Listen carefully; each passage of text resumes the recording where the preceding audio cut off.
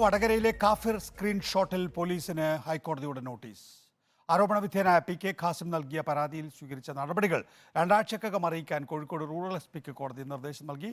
ശ്യാം ദേവരാജ് വിശദാംശങ്ങളുമായി. ശ്യാം, എന്താണ് ഹൈക്കോടതിയുടെ ഇടപെടൽ?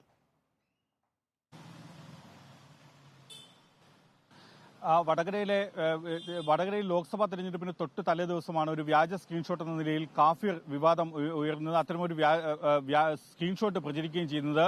ഈ കേസിൽ ലീഗ് പ്രവർത്തകനായ പി.കെ. ഖാസിമാണ് ഹൈക്കോടതിയെ സമീപിച്ചതും ഹൈക്കോടതി ഇതിന്മേൽ സംസ്ഥാന സർക്കാരിനോട് പോലീസിനോട് വിശദീകരണം തേടിയതും.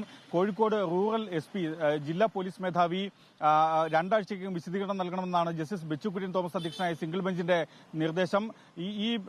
ഇതിൽ പറഞ്ഞിരിക്കുന്ന ഏറ്റവും പ്രധാനപ്പെട്ട കാര്യം, കഴിഞ്ഞ അതായത് ഏപ്രിൽ 25 ലോക്സഭാ തെരഞ്ഞെടുപ്പിന്റെ തലേ ദിവസമാണ് വടകര പോലീസിൽ പി.കെ. ഖാസിം പരാതി നൽകിയത്. ആ പരാതിയിൽ എന്തെല്ലാം നടപടികൾ സ്വീകരിച്ചു എന്ന കാര്യമാണ് പോലീസ് അറിയിക്കുകയും ചെയ്യേണ്ടത്. അതിന്മേൽ എഫ്ഐആർ എടുത്തിരുന്നു. പക്ഷേ എഫ്ഐആറിന് ശേഷം മറ്റൊരു നടപടികൾ ഉണ്ടായിരുന്നില്ല എന്നാണ് പി.കെ. ഖാസിമിന്റെ ആക്ഷേപവും. പി.കെ. ഖാസിം തന്നെ ഇപ്പോൾ നമുക്കൊപ്പം ചേരുന്നുണ്ട്. എന്താണ് ഈ സ്ക്രീൻഷോട്ട് വിവാദവുമായി ബന്ധപ്പെട്ട് സംഭവിച്ചത്? കഴിഞ്ഞ 25-ാം തീയതി ഇലക്ഷന്റെ തലേ ദിവസമായിരുന്നു എന്റെ പേരിൽ വർഗീയ ധ്രുവീകരണം നടത്തുന്ന രീതിയിലുള്ള ഒരു പ്രചരണം എന്റെ FB പേജ് ഉൾപ്പെടെയുള്ള സ്ക്രീൻഷോട്ട് വെച്ചുകൊണ്ട് നടത്തിയിട്ടുള്ളത്. അതിലാണ് ഞാനിപ്പോൾ കോടതിയെ സമീപിച്ചിട്ടുള്ളത്. കഴിഞ്ഞ 25-ാം തീയതി മുതൽ ഇന്ന് 40 ദിവസം ആകാനിരിക്കുന്ന സാഹചര്യത്തിലാണ് കോടതി ഇന്ന് ഇടപെട്ടിട്ടുള്ളത്. എന്തായാലും നല്ല ആശ്വാസകരമായ തീരുമാനമാണ് കോടതിയുടെ ഭാഗത്ത് നിന്ന് ഉണ്ടായിട്ടുള്ളത്.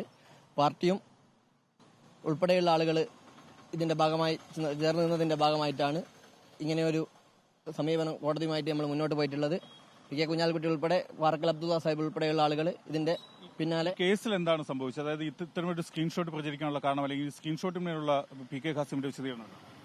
ഇതില് തികച്ചും വടകരയിൽ വർഗീയ ധ്രുവീകരണം ഉണ്ടായിക്കൊണ്ട് 4 വോട്ടിന് വേണ്ടി സമുദായങ്ങളെ ഭിന്നിപ്പിച്ചുകൊണ്ട് വോട്ട് പിടിക്കാൻ വേണ്ടി CPM ആലോചിച്ച ഗൂഢതന്ത്രത്തിന്റെ ഭാഗമായിട്ടാണ് ഇങ്ങനെയൊരു സ്ക്രീൻഷോട്ട് പ്രചരിപ്പിച്ചിട്ടുള്ളതെന്നാണ് ഞാൻ മനസ്സിലാക്കുന്നത്.